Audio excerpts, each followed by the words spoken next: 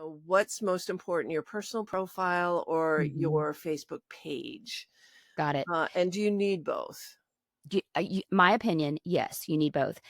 So the personal profile is the most important one.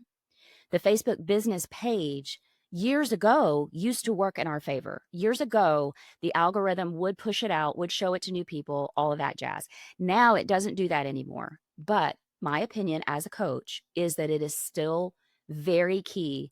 And the reason why is because we are running businesses. We are legit, serious CEOs, and we want to comfort people as much as possible that possibly want to give us their money. So seeing a Facebook business page, in my opinion, is is credibility of you being a serious CEO, you've got a legit business, and it's comforting to people that are considering hiring you. Just to see that extra step. Now, you don't have to create a lot of content for the Facebook business page. The nice thing about it is it's free. Once you get it set up, you probably don't have to touch it. Throw a couple of pieces of content on there, one piece of content a week, because it really, again, it doesn't do much for us. But the nice thing is you can, and I do this every Friday. I go in and everybody that I've got that I'm friends with from that last week, they get an invitation to follow my Facebook business page. And so, while it doesn't do a lot for us, in my opinion, is it's still very important. Hmm. The Facebook personal profile, though, is the thing that you need to focus on. If you're only going to do one of those things, the personal profile is more important. And the reason why is because when somebody goes to look you up on social, let's say you met them at a chamber luncheon or a Rotary luncheon, and Facebook is their platform, and they're like, "I'm going to go look up Tracy Beavers." They're not going to find my business page. We want them to find my personal profile.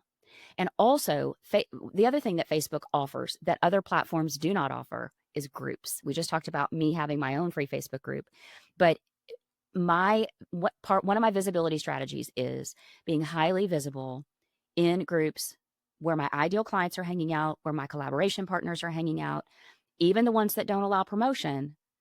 I get a lot of leads and list growth from those, just from the strategy that I teach. Now, when you go into a free Facebook group, the owner of the group gets to decide, can you join under your business page or not?